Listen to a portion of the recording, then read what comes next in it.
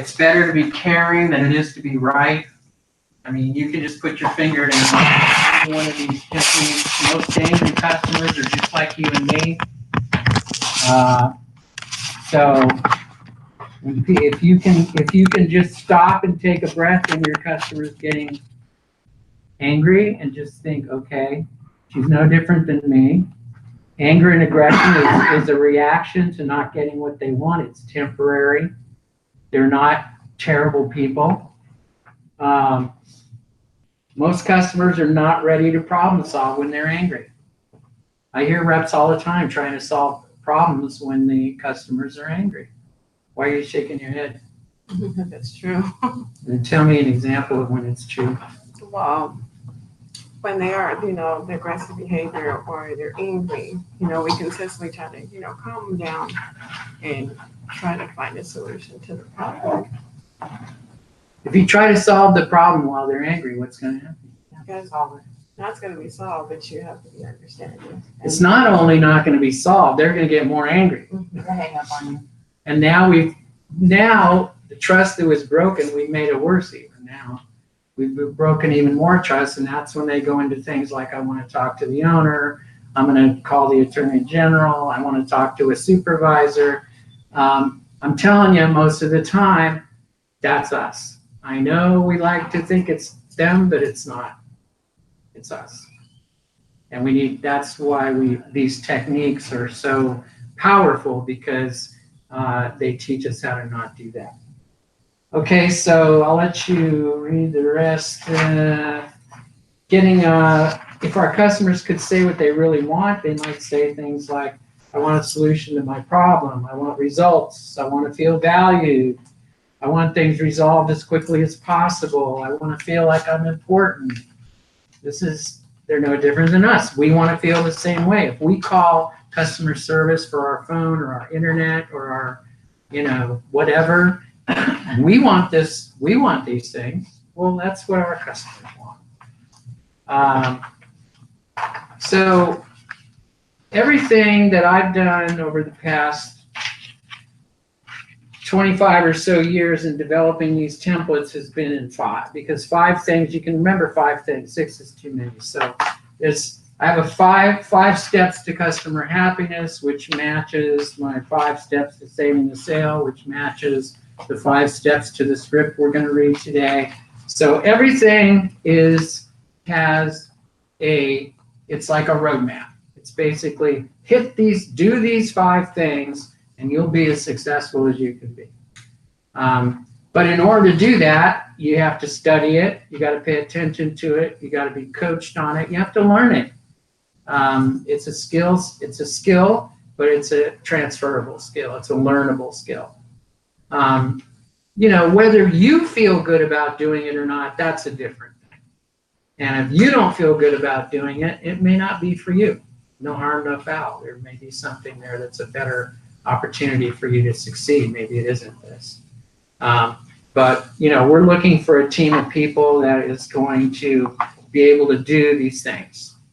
And we'll help you do it. Okay, so the step 1 of the 5 steps to customer happiness, I call it, make a warm personal connection.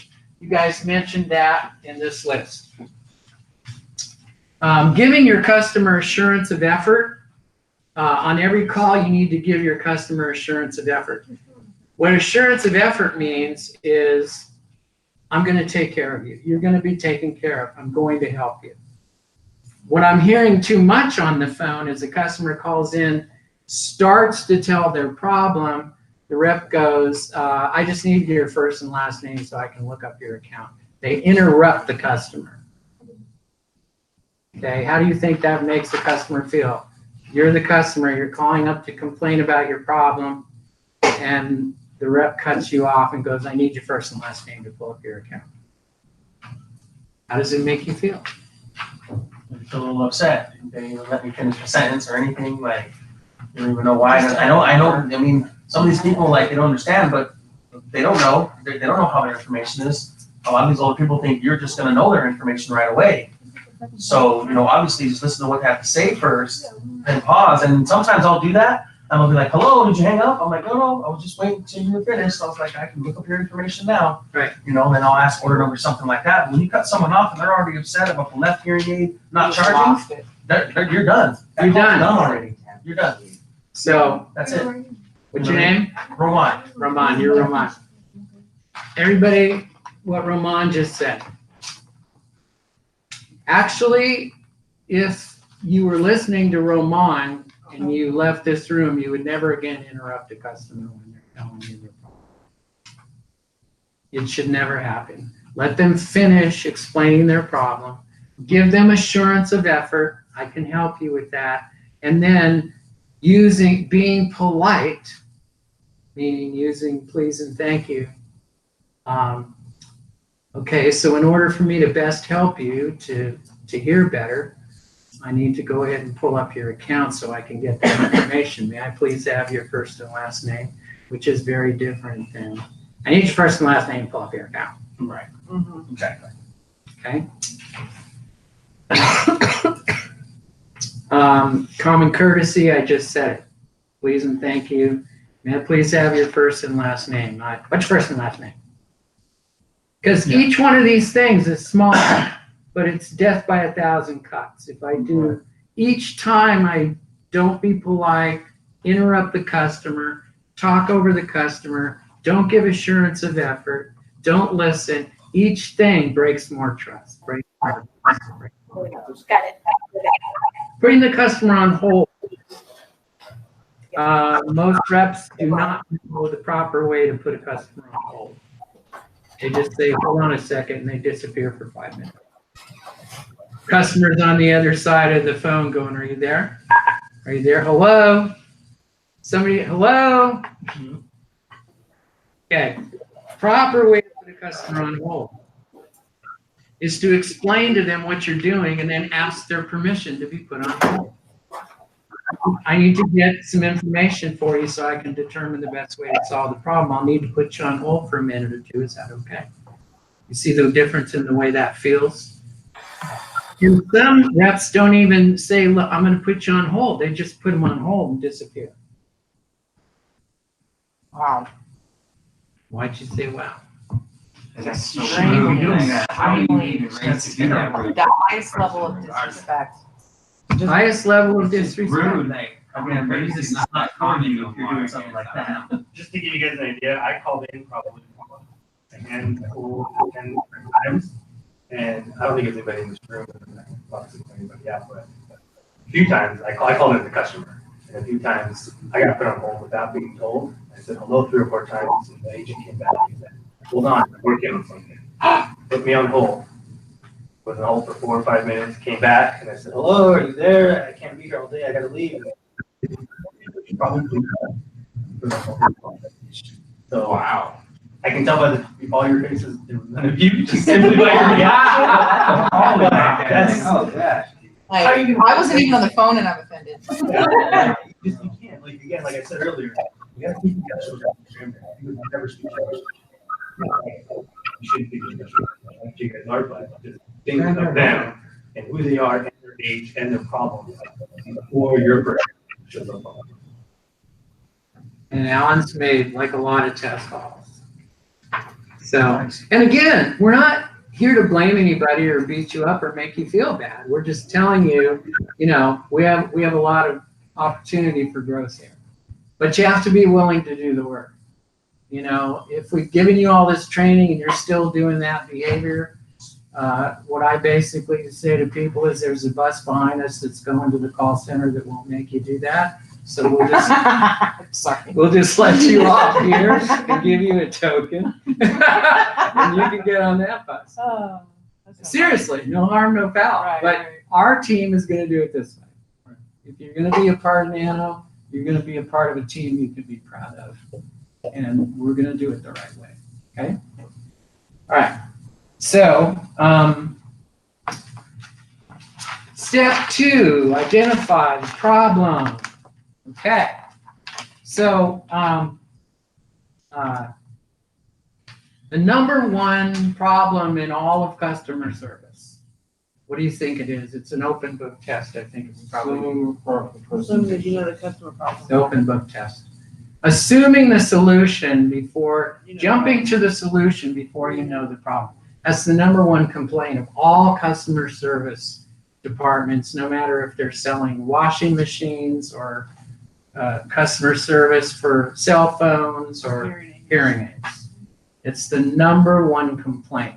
Jumping to the solution before you know what the problem is. It's easy to do because when you're on the phone taking the same call every day and you're resolving problems and you've heard a certain kind of problem a bunch of times, it's easy to do.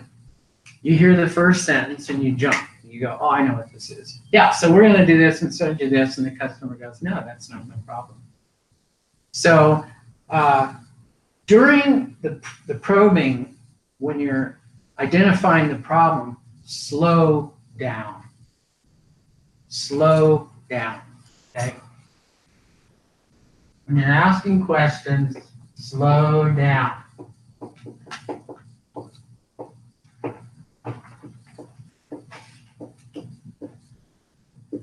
If you don't understand something, ask a clarifying question.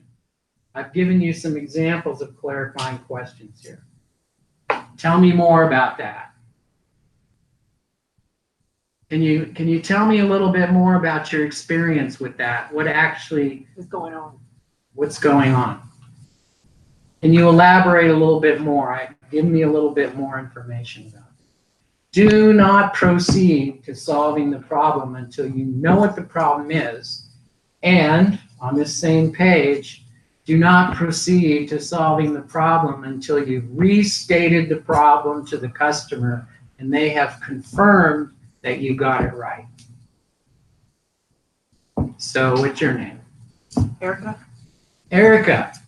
So what I'm hearing is you got a thing, it's not charging, it isn't, you can't hear, and when you turn the thing, it doesn't help.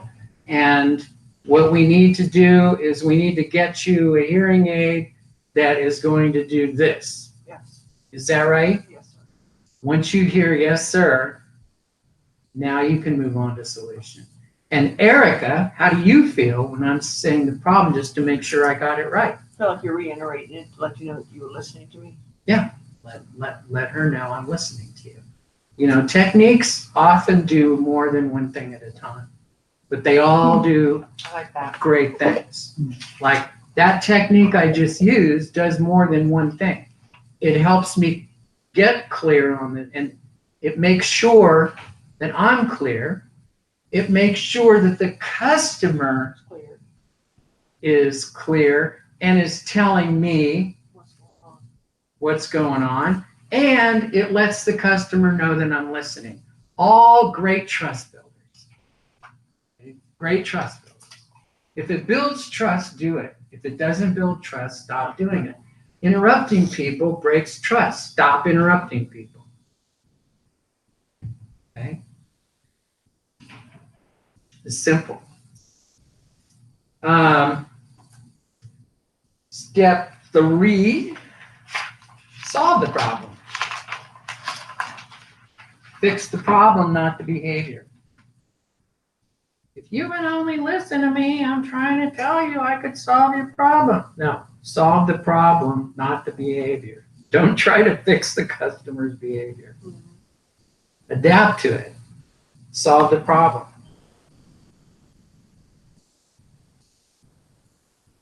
Allow your customer to save face. If it, instead of, well, it's right in the box, just read, it's right in there. How does that break trust or build It trust? gives no direction. It embarrasses them. It embarrasses them. Don't do anything that embarrasses the customer. It's not you against them. Belittle them in any way. Right. You belittle them like, well, you can't. That's basically like saying I can't read. They. Right. Right? What do you mean? I did Right. that, You're talking to a man that probably like is an ex-veteran, is a veteran. And Does that build trust or break trust? Right. All the way. Right? It destroys it. So a face-saving way to address that would be there's a chance the material could have been more clear. Or maybe I didn't explain it clearly. Let me see if I can talk you through it. That involves a number of skills that we listed up here.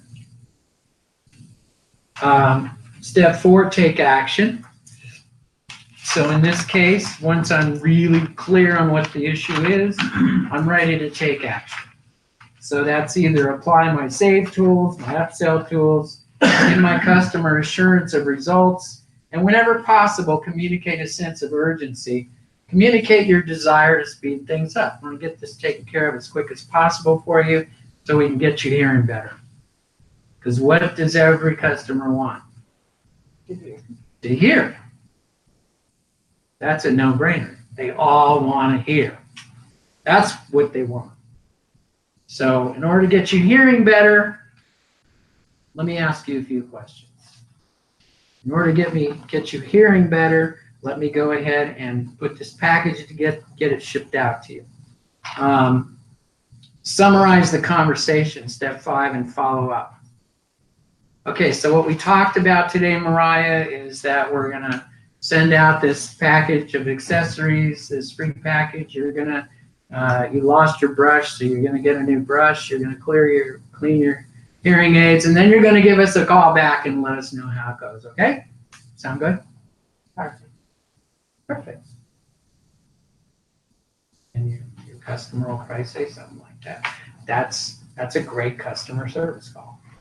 Well, I feel like sometimes, like, if we're issuing an RMA for like an exchange or a replacement, there's a lot the customer has to remember to do. Right. Like, you know, so you go over it at the end, you say, okay, so that address I gave you, you know, the North Airport Road address, that's where you're going to package it.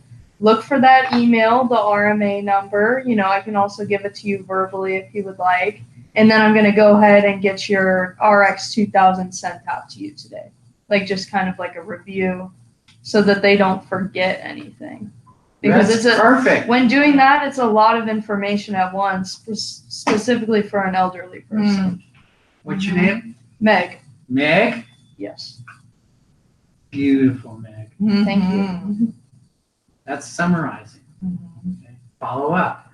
If there's any follow-up needed, that's when we put it in there. Okay, we'll call you back in 24 hours and blah, blah, blah. Or give us a call and let us know how it goes. Most of the time when there's no problem, nobody's going to call you back. They're only going to call you back if there's a problem. But by just saying, hey, check in with us, let us know how it goes. What happened? I built trust. Oh, they're there for me. Not just like, you know, not summarizing anything and just like, okay, is there anything else I can help you with? All right, bye. And again, I'm not trying to make fun of anybody. No. I started out on the phones 28 years ago. I've been in your seat. I was on the phones for years, 2 or 3 years before I ever did anything else. And I understand, I know how hard your job is, and that's why we picked you guys. If it was easy, anybody could walk in here and do it. But it's not. It requires talent, it requires commitment, it requires the willingness to learn and be coached and to come in here every day and put that headset on and do it again. It's not an easy job. Not for everybody, but it can be done. And it's very gratifying to be able to do it well. And Alan will tell you that we're going to work on some different ways to start incentivizing you more. You want to talk about that? Yeah, so we're coming up with new incentives on saving sales, on helping reduce customer service calls. There's a bunch of different metrics we're going to start applying to you guys. It's going to be applied to QA, but to kind of help motivate and get you guys going, and we're going to incentivize you financially on that as well. So especially saving the sales, helping with upgrades and things like that. It's going to help not only the company and the customer reduce customer service calls, because if somebody doesn't do something right on the call, what happens to that call? Turns into another call. So now you did a disservice to your coworker. So the whole goal is to not only give you the tools that you need, but to decrease those customer service calls that were not handled properly. So by doing that, I think everybody's motivated by money. I know I am. Yeah. So we're going to bring some incentives to you guys to help with that. Okay. How do y'all feel about that? Nice. Real good. Next. I think that deserves a hand. I love it. Yeah, hallelujah. We're having church now. Okay, this is a page on de-escalating angry customers. This is the one you take and stick up on your cubicle wall. And you mark it up and highlight it. You know, you will use these tools every day in this job. You'll use these tools. You master this one tiny little 8.5 by 11 sheet of paper, you will be Obi-Wan Kenobi of customer service. I promise you. And again, I only took the best ones. I did all the distillation for you guys.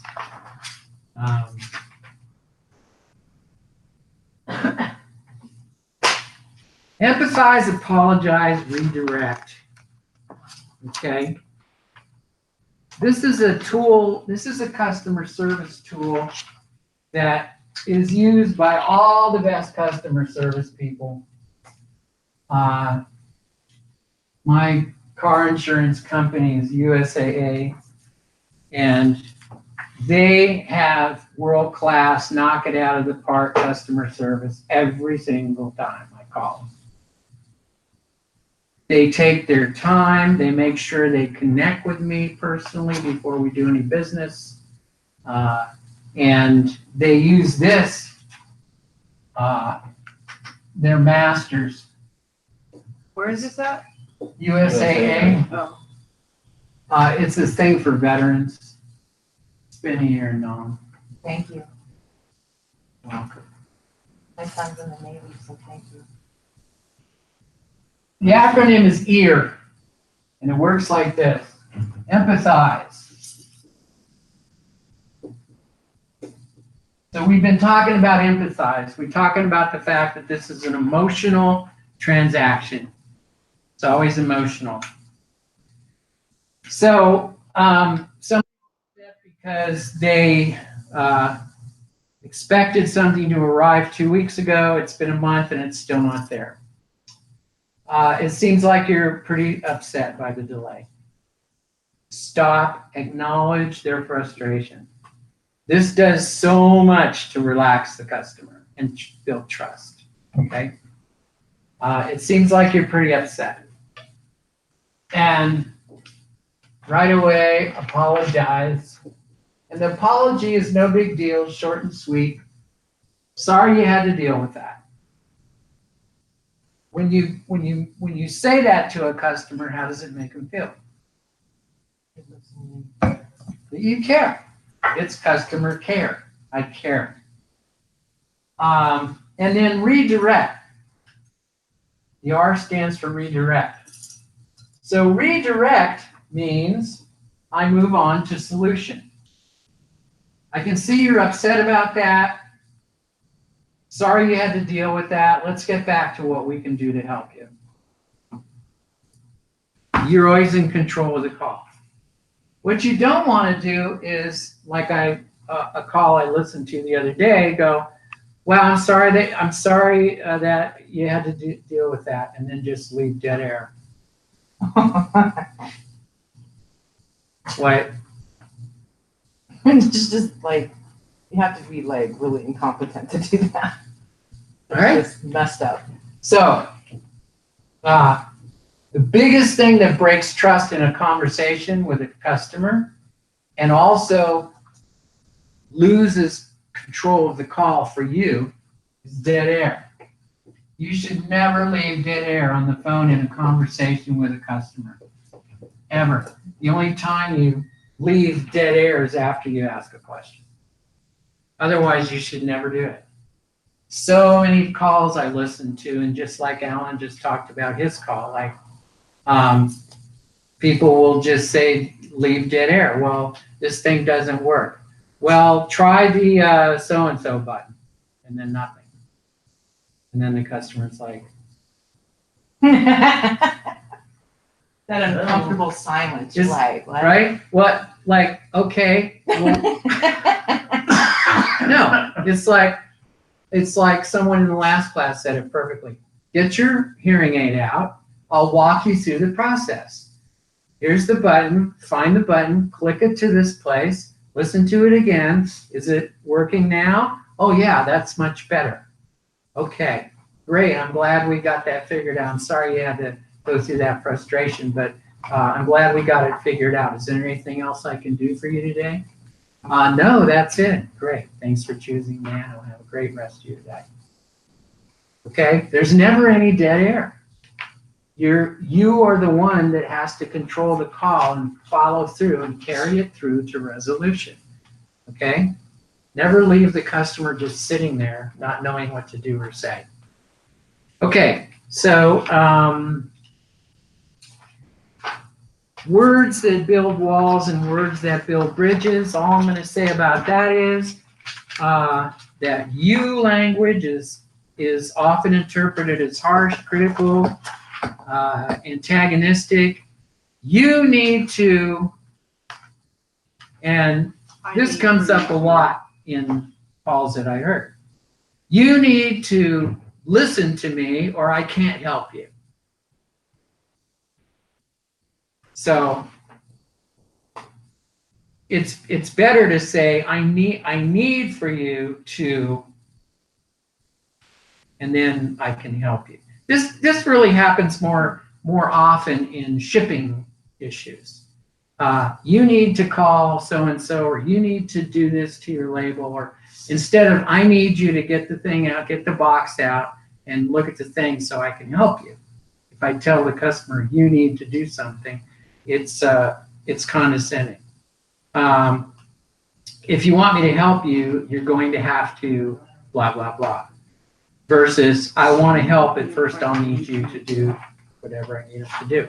So I'm not going to go through all those, but you can go through them, and any time invested in that is going to be time well invested.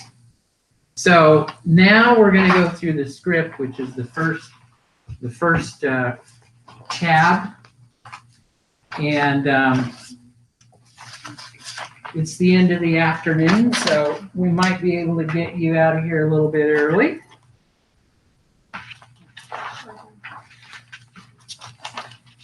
So I call this a script path because I don't believe in people sounding like robots and doing scripts word for word, and it's not necessary, but it's a script flow.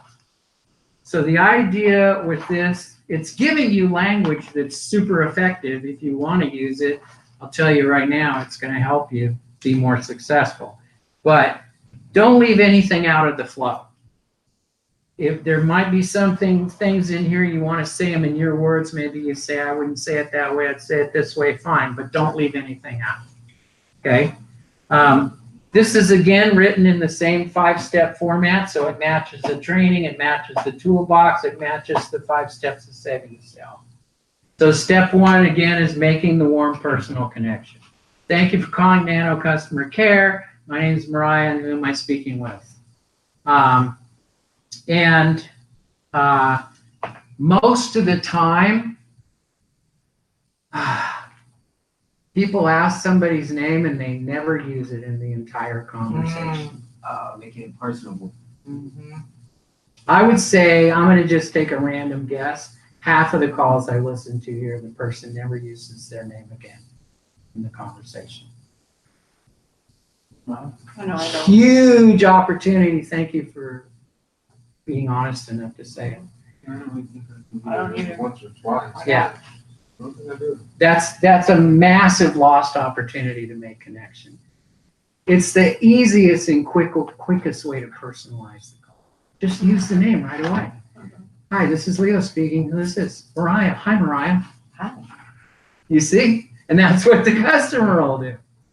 I mean, sometimes they got really bad, like their last name is just outrageous. Yeah.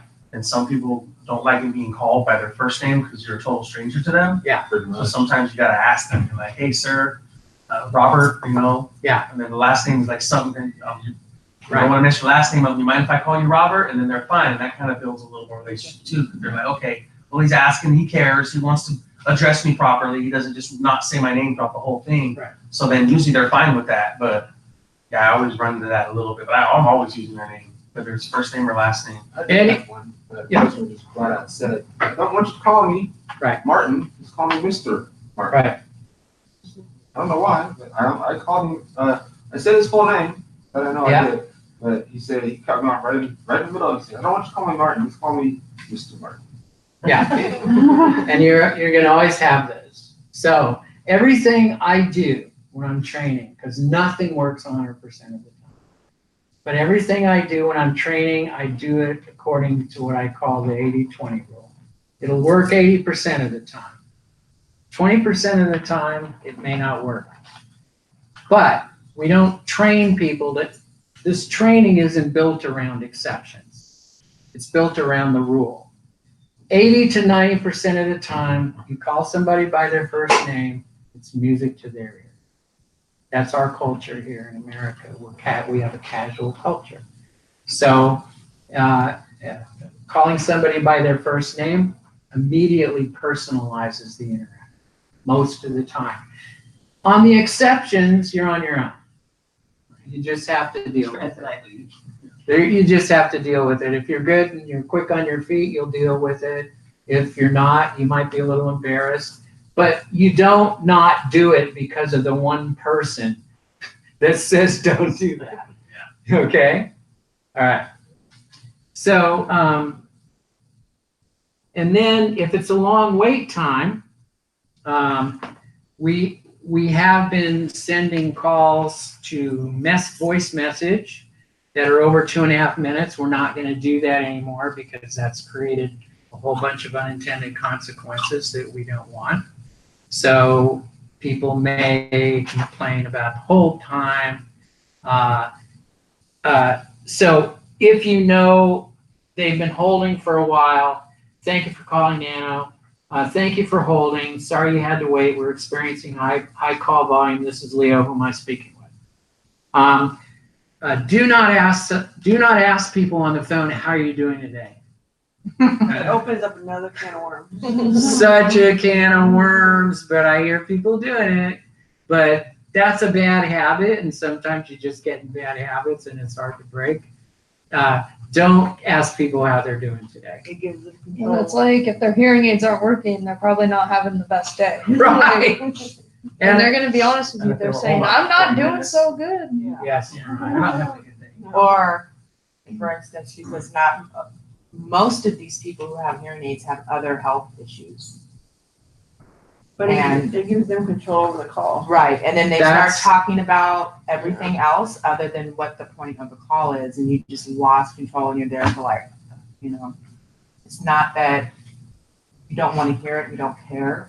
It's just you let them control it by all of their other ailments that they have going on. Exactly. But it's like you want to hear it, you want to, but don't let them. And do that. you said it. Yeah. It gives them control of the call. Mhm. You never want to give the customer control of the call. They don't know what to do with it. You're the expert. You know where the call is supposed to go. They don't. You give them the control of the call, then they don't know what to do with it. That breaks trust. So if it builds trust, you do it. If it breaks trust, you don't do it. Okay? How are you doing in the long run? It's a trust breaker. Not to mention the fact that it's insincere because most people know you don't care how they're doing. And that's not a good way to build trust. Okay, so, and now here's the next thing that's super important. Let them say what the problem is and do not interrupt them and cut them off. Now, there's a polite way to interrupt people. The one my favorite way of doing it is this. Let's just say, what's your name again? Meg. Meg is talking and she's calling in and she's telling me the problem and going on and on, okay? Then I would say this, I'd go, Meg, and almost always if you just say somebody's name, they'll stop talking. You go, Meg? She goes, yes. I go, I think I have all the information right now that I need to solve your problem. So what I'm gonna have you do right now in order to help you get you hearing better as soon as possible is I need to get your first and last name and look up your account. Very polite. Very few people are going to react negative. They don't realize they're rambling. And when you practice that technique, a lot of times people will even say, "Oh, I'm sorry for going on and on." Okay, in order for me to be able to help you, can I please get your first and last name? Look up your account. Okay. Do not talk over or interrupt them. That is a total trust buster. Once we get to the point where we've captured their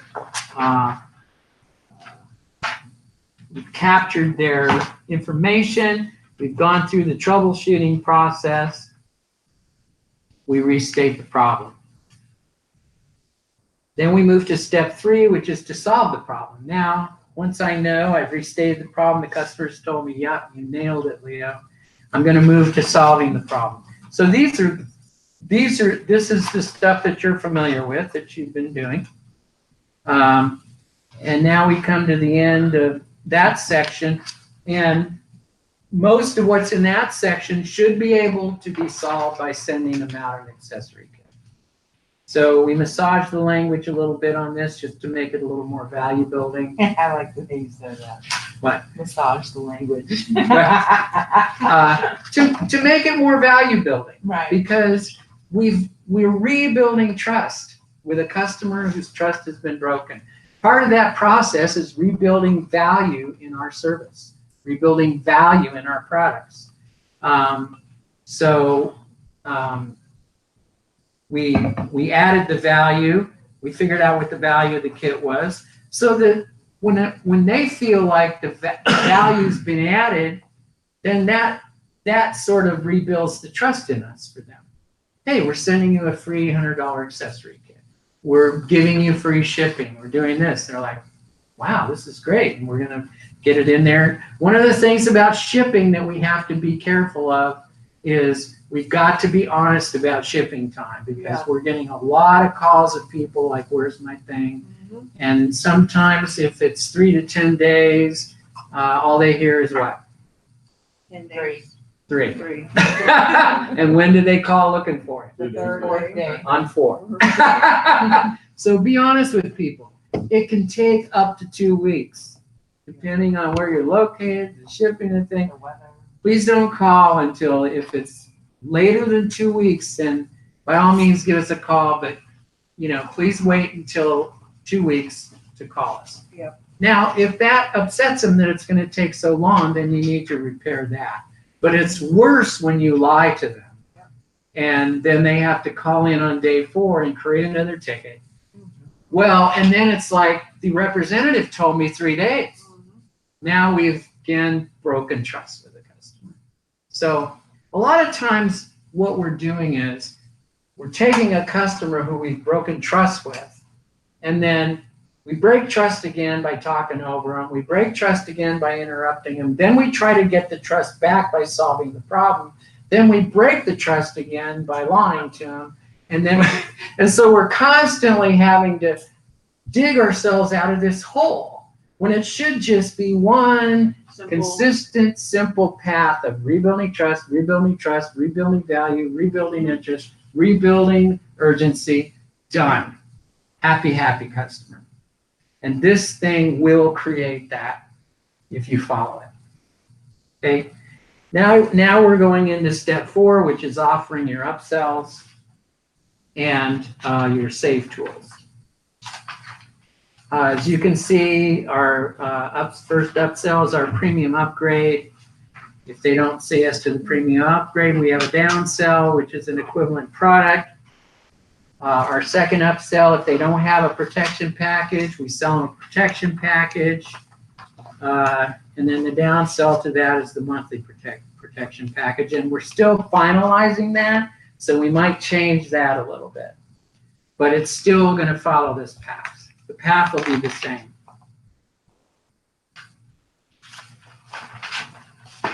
On page 6, why do you have on here $99.95 per month? I was gonna ask that. Yeah, that's something that, The new warranty that we're coming out with, so then we have the option of like monthly $9.95 or the one-time pay of $79. A lot of times you get customers that don't want to pay the $79 up front, fixed income. they don't have it, and they're more inclined to do $9.95. So they're taking only $39? Yes. Oh, that's good. Yeah. They give them Cause I choice. have, the issue that I have sometimes, cause I'll pitch the all-inclusive plan. The issue that I have sometimes, not all the time, sometimes, when I do get a chance to pitch it, they don't like paying the $39 a month. They would rather just do one-time payment. Right, and then some, and the only reason we did the $9.95 is some of them can't afford $8. Right. a shot. So now you have $9.95 if they're committed to a monthly subscription, When is that come out? probably next week. Okay. Okay. Will it be annually, you know, if they're committed annually or? They can cancel after 90 days, but it's a 12-month contract, so if they keep it for 12 months, it'll automatically renew after 12 months. Oh, nice. Oh, yeah, I can definitely do that. I can do that one. That's easier than the I like ARP. that, yeah. And it still includes all the same things? Excellent. How many per year, one or two? It's $9.95 a month. No, You Would be get two, two. they get two Yeah, replacements, two. It's the same, yeah. two replacements, two exchanges, and an upgrade. and the upgrade. Yeah. And the nice thing about the $9.95 a month is they can cancel in 90 days. Do we tell them that? Cause I know a lot of times I come across that word, it's not been said. Well, yes, we do tell them that, but then they have to call us to cancel. Exactly. So if they call, and you know where I'm going with If this. they cancel, what can they not do? Well, that's not what I meant. I meant the word cancel. They cannot No, get. It's really Like nice Leo to say never Like say Leo that word. said, be honest. We want you to be honest. Because by you not being honest, that's just gonna create another customer service call. Yeah. And you're gonna Yeah. service to your coworkers, you know? Be completely honest, but going back to, if they call in to cancel, what could you tell a customer would happen if they did cancel? And they needed something in the future? It's bad. They would have to, It's their benefits, isn't it? It's a Right. benefit not to cancel, I mean. Yeah, it's cheaper for them to keep the $9.95 a month and not have it and later. they need it, and they have to come out of hand, Yeah. come out of pocket. So that's how you prevent them from canceling. That's a good deal. Mhm. Not just 5 versus 30. Yeah, $5 versus exactly. 30 or 40, that's actually a lot better. Okay, now on the FAQs page, we're just now getting together what the actual FAQs are. Thank you. And I'm gonna be doing a lot of that work in the days after Alan leaves. So there will be a page here that does have the actual frequently asked questions for CS reps. And that will be inserted. So it's gonna take us a couple weeks. We'll be back out here in about 6 weeks to do some more backup training and coaching and give you guys support. We're not gonna just leave you hanging with this thing. It's not a one and done. We're committed to you guys' progress, and we're gonna stay committed to you guys feel strong enough to do it on your own. So this will be an actual page of FAQs in the next couple weeks, which you will then just insert into your handy dandy little binders. We thought of everything, didn't we? Okay. On the script, I included de-escalating calls. I included empathize, apologize, redirect.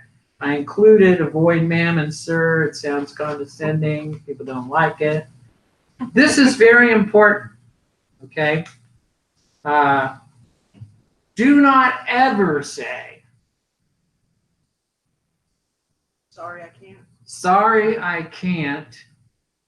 Sorry, we Sorry, don't. don't. Sorry, we don't. Unfortunately, Unfortunately, I can't help you with that. I can't. Yeah. Thanks for being honest enough to I'm guilty of unfortunately. Me too, all the time. Guilty. Thank you for being honest I'll watch about it. that. I'll be running for it. But let me ask you, you're on the phone, you're waiting for customer service because they charge you too much on your cell phone bill. And the agent says, well, unfortunately, Oh, boy. yeah, what's your Sound bad. what's your reaction? All to that? negative from there. It's No good all news on the downhill other side. from Never there, thought it baby. went that. See, Unfortunately, I won't say it's that no an, more. it's an emotional transaction. Words count. Words create emotional reactions. Okay? If you know what it feels like, it's all downhill from here, baby, once you hear the words of, why would you say that to a customer? Right? It's common sense. But again, as Oprah Winfrey says, when you know better, you do better. You didn't know, but now you do. Okay, do say. And by the way, you will hear other customer service agents when you call them use that phrase, and now you can go, could you just hold on a second right there? Did you just use the word unfortunately? Because I'm a customer service rep, and that's not good technique. Right? No, call them out. Critique them at the end of the call. Exactly. Scale of 1 to 10. Yeah, exactly. Remember Boiler Room? You ever see Oh, that? yeah. You call yourself a salesperson? I'm not even, you need to take another run at this, dude. And then the guy does it again, and he nails it. He goes, yeah, I don't want it. That was awesome. So now I get the time. Exactly. Do say, actually, let me explain how it works. What we can do for you is, I can help you with that. Let's review your options. I put the pudding on hold in there. Referral to a supervisor.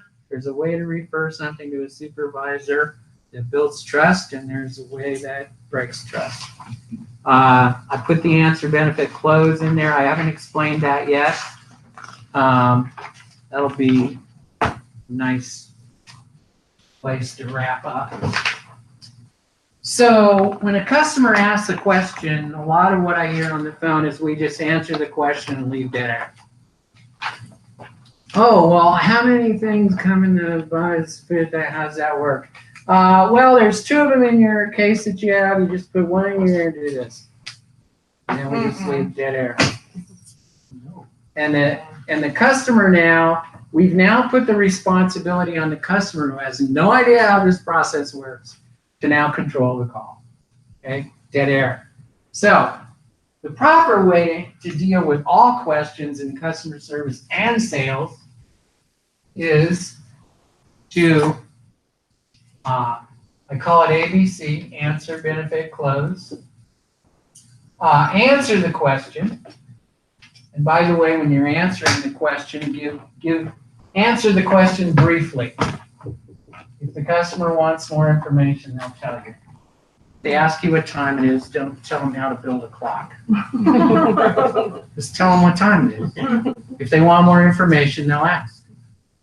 After you answer the question, so the way this works is you recharge. The way your recharger works is you do this, and this is how you do it. And by the way, that's one of the reasons people like this model so much. I go back to building more value in the product.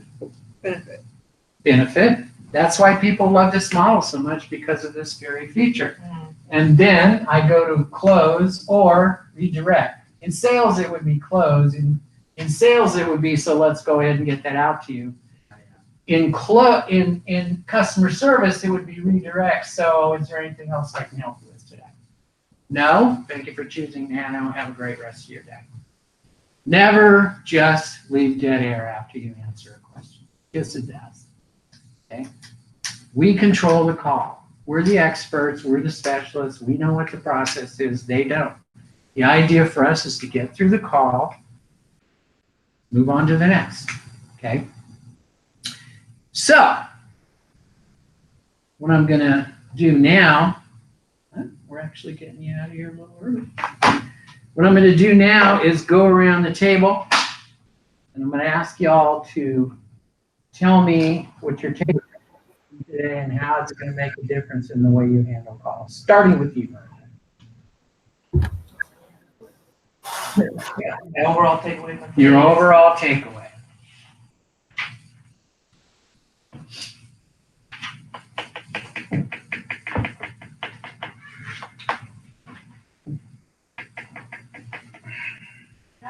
I would say my overall takeaway would be,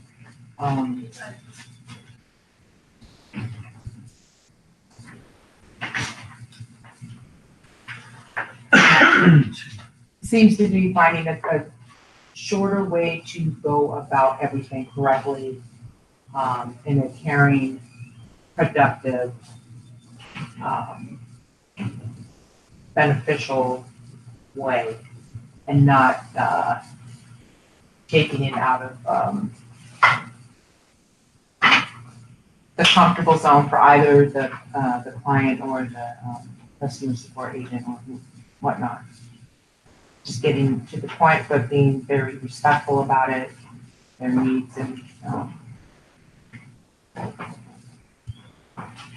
not learning how to not step out of turn, if you will. Uh,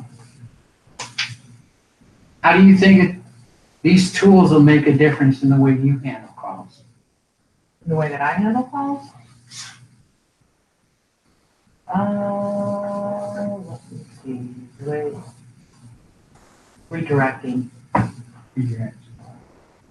I mean, I know how to redirect, but I will say sometimes I let them talk a little too much. Yeah. And, because I do care, but then I need to like redirect back to quicker, if Yeah. you will. Yeah. To, what we're dealing with here. If you master the technique of redirecting, you're gonna cut your talk time. You ain't gonna have no more 30-minute calls. Right. Yeah, those calls, most of those calls that I heard that ran over 25 minutes could have been done in half the time with this technique, with these techniques, especially with redirect. Right. I really like that. The redirect part of it. I mean, it's just, I know it, but it's flashing back to me to like remember, hello, Mariah, redirect. Great. The overall take I get out of the tools, again, as she was saying, redirect, because I do a lot like the customer talk. But a good point that you had was how to be able to cut the conversation short and then get back to the main call.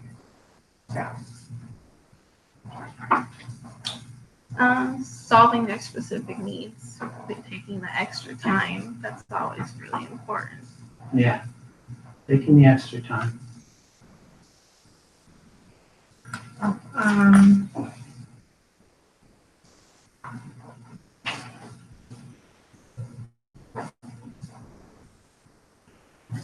I guess you could say personalizing the call. Personalizing the call, exactly. I feel like my voice alone is just kind of really welcoming, you know what I mean? Like I initially asked, like, hi, my name is Brittany, like, what can I help you? Like, it depends on how they answer the phone too. I know what way to go. Like I said, every call is different. But personalizing the call, I guess I would get the big takeaway from that is because I don't never really stop to, like, they just always, they're on go. Like, they answer, they've probably already been on hold, they tell me what the problem is, so I go get the answer. I don't really, like, stop to smell the roses, if you know what I mean, I guess. I will say this to everybody here and everybody in the last class. I think 80% of us could slow down. I'm hearing a lot of rapid fire talking and quick and just skipping over the customer and interrupting and talking over. And I think we could all slow down a little bit and just realize who our customer is. They're older people who have hearing problems, and they may not be able to match your pace.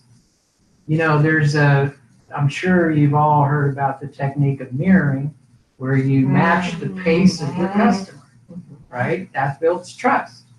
When we're talking, I've heard so many customers, to be honest, you guys, just go, "You're talking so fast, I can't understand what you're saying." Why are you all shaking your head? Why? Nodding your head. I've been there. Huh? Because you got those calls, didn't you? You know, that's a trust buster. If somebody has to say, "You're talking so fast, I can't understand you," that counts against you in the call. However, if you can address it and redirect it, Thank you. and slow down and stay consistent with it, Then you Yeah. rebuild trust. But I'm not hearing a lot of people correct it and redirect it. So when you laugh about it, it's like, what's the part of it that makes you feel kind of self-conscious? because you know that you did it. Can you slow down? You think you can slow down a little bit? Sure. Are you sure? Absolutely. I got a big problem with that, yeah, I just, sometimes I get all this knowledge on how to solve the problem with these people, and I'll just handle it, and I'm just like, I don't even think they got half of what I said, because I wasn't just, taking the time to slow down so they know what sometimes I gotta go so fast, they're just like, okay, yeah, we can do that, all right, that sounds great, but I don't really think they actually even heard exactly how I was trying to help them. That's the main thing that I kind of take, from this class, because it's just a bad habit, just gotta get out of the bad habits, unfortunately, like the thing, I didn't really know how that really comes off, because I do say it, but, when you kind of implemented how it sounds when you tell someone that, I know if I was the customer on the other line, I would be like, that don't sound right. Yeah, it just doesn't, it just puts me off a little bit, it would mess up the whole, customer service experience, which I didn't really realize. So I just really got to pay attention to what I'm saying, how I'm saying it, when I use it, and I'll definitely take that in. And redirect. you would think intuitively that slowing down would lengthen talk time. But I'm here to tell you it actually keeps the talk time the same, because all the times you have to repeat what you're saying, all the times the customer has to call back in because maybe they didn't say they didn't understand what you were saying. Maybe they couldn't be that direct. Right. And they're gonna say, I didn't hear anything about it in 21 days. Right? Mm-hmm. I've had customers like, well, your last I didn't representative even- spoke so they fast, never I didn't told know me what he was that. talking about. I hope you can slow down for me, Roman. Right? Okay. So when you hear that, when you hear it coming back to you that way, Yep. what is that saying? Right? Problem. We need to slow down. Okay? And we can also cover that in coaching, because your voice is an instrument that you have control of. You can control your instrument. Okay. Who's next? I just went. Yeah. I think a lot of things I took out of this class actually. Main thing is not getting complacent on the call. Kind of taking every call like, every call is different. If you try to handle every call like it's going to be the same as the last replacement you did, that's not going to be the fact, you know what I mean? Because the person's a different person, obviously. You know what I mean? So, taking more time and being patient, slowing down, like you said, empathizing a little more on the calls, so that way I can get my point across, and really using those tie downs. Okay, does that make sense? Okay, did you understand that? You know what I mean? Did you get all that? And just slowing down and doing all that, but mainly just being more patient and not getting complacent with the calls. Get stuck in that rut to where, okay, I've already done this before, I'm just gonna tell this person this, and then boom, going on, instead of actually getting to the root of their problem, asking them a little more, going that extra mile, and figuring out what's going on so I can get it done correctly. So, good stuff. Every call is an emotional transaction. That's good, right there, Yeah, that's I mean, it's good. separating Well, I that. should see pens moving. I don't see it right moving. Now. Susan, well, I see you playing with what to get in. Every call is an emotional transaction. Now, you may be checked out, but they're not. Yeah. We're like, I know how to handle this, but they're like, I'm in the dark no. here, pal. You know what I mean? Like, It's like, you need to stay present, man. It's like, it's not an easy job. But we picked you guys because we have faith in you. If it was an easy job, everybody would be lined up at the door, out to the parking lot trying to get it, It's a difficult job, but once you master the technique, it makes it so much easier. Okay. Is there anybody behind you now? Yes. Oh, it's Rachel. Hi, Rachel. Moving on. No. Okay, Rachel, There what we are go. your Customer takeaways? service right What out are the your door right takeaways?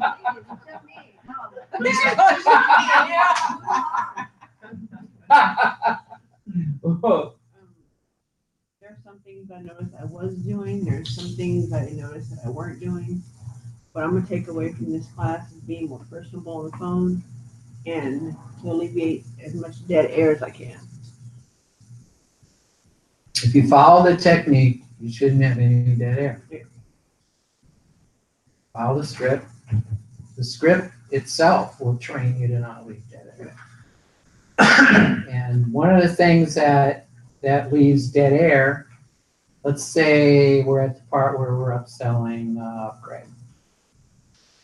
I hear people on the phone giving the benefits, following that part, and when they get to the end, they just leave dead air. They're not closing it. They're not going, let's go ahead and get that out to you. They're stopping and they're not doing that. And the customer, once again, doesn't know what to do.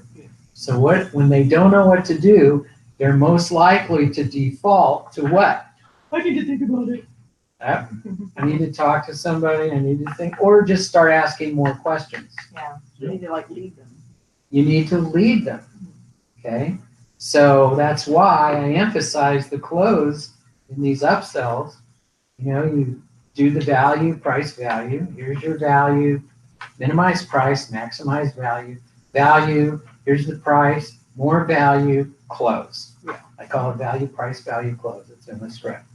Okay, but if without the close, it's all in vain. Yeah. You wasted Your a time. whole, You wasted your time. it's like working all week and not coming to pick up your paycheck. You just wasted all your time. You might have done a beautiful setup, built great value, made the personal connection, and you don't close. You just wasted all that time. And we're doing this because this is what's in the best interest of the customer. They called us. We didn't call them. And they called the right place. It's our job to find the right solution and then be confident enough to go, let's get that out to you. Yep. If I stop at the end and don't close, then I seem uncertain. And so the customer's going, if I don't have confidence in this and I'm wobbly, maybe You don't sound very confident. right? Yeah. Or if I say, well, do you think that's something you might want to try? Oh. Yeah. That's what I call, Yucky all that's what over. I call a say no question. Right. Is that something you might want to try? No. Most times it's gonna be no. No, just give me an arm. Right, exactly. Thank you. Are you done? Okay. So I think it's just always a good reminder, I feel like no matter what issue the customer is having, we have something that's gonna work for them. That's right. That's the attitude, okay. So, what I'm hearing is that the RX 2000 isn't working out for you. How long have you struggled with your hearing? Would you say it's pretty severe? Yes. Okay, well, I have good news for you. We have the Model X2. I really think this is going to work out for you. And don't even ask, are you interested in this? You just say, I really think this is going to be a good fit for you. Absolutely. We've had a lot of good feedback with this product. Right. And you forgot something.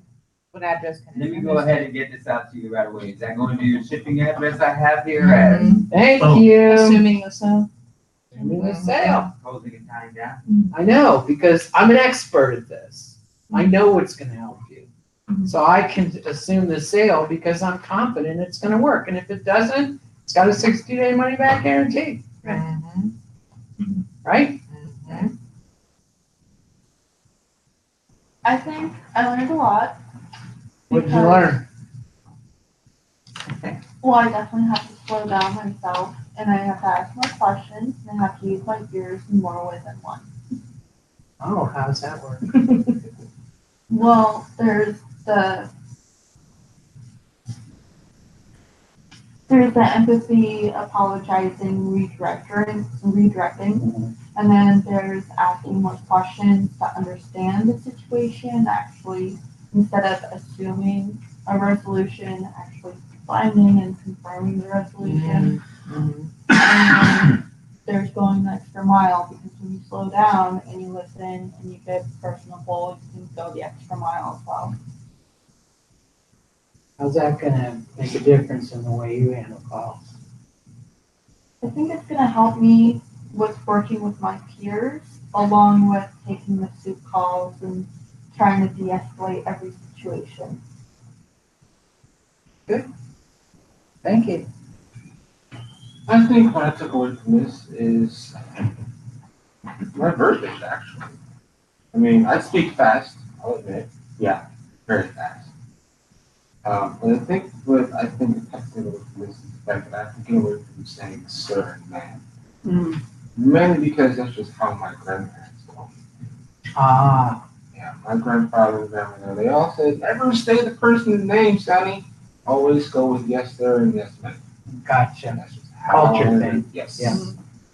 We third generation military family. I never served, but I respect. My father, uncle, my mom, all say, hey, sir.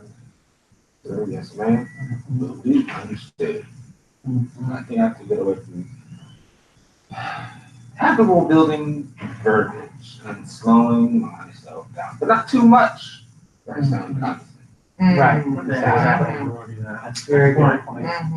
Very good I mean, point. I can listen very well, understand things. Sometimes my brain says that I understand more than I need to know. So I just have to slow everything down. And not so much redirect, but redirect myself to the customer.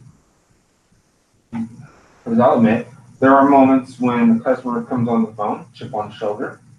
I'm having a good day, but their chips took the fun out of my day. You know, I've had those. And I've struggled getting myself back on track. So Why does that take the fun out of your day? that's just the way they word their own words. Something about the way they're Coming off. Coming the way they off. come off. The way they come triggers you, off. Yeah. triggers a strong emotional response. Yeah, and I'm only 4 days out of my anger management class. 4 days. Yeah. It's never was a fun trip down that way. So so they push your buttons Unintentional.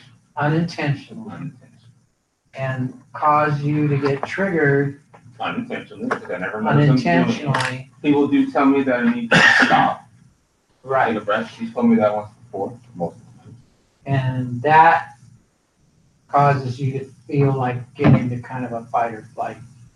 More like flight than fight, because I don't like to fight. But it comes off as that. Causes you to then to just want to get off with that. No, causes me to want to. Not so much about the phone, more like understand what I did wrong. Okay. What did I do? Did something. What did I not do? And Okay. it feels like I haven't learned. I come from a family where we are people of knowledge. We learn all the time. We believe in perfection is not the Brady Bunch, people. You can never be perfect. You can never do too much. 5 degrees and I'm still learning. Right. So when somebody comes on the phone and starts out in a sort of attacking you way, Mhm. that makes you feel like, does that make you feel threatened, like you have to defend yourself, or? No, it makes me feel like, okay, what happened? What Okay. Why happened? did it go to the left though? Gotcha. Yeah. Gotcha. Like, I'll be having a good day, perfect day. 3 hours in my shift. Thank you for calling in on Hearing Aids. My name is Eric. How may I be of service to you today? Well, I don't care what your name is. Well, I'm sorry to hear about that. What can I do for you? And it just, that right there was the way they come off on it.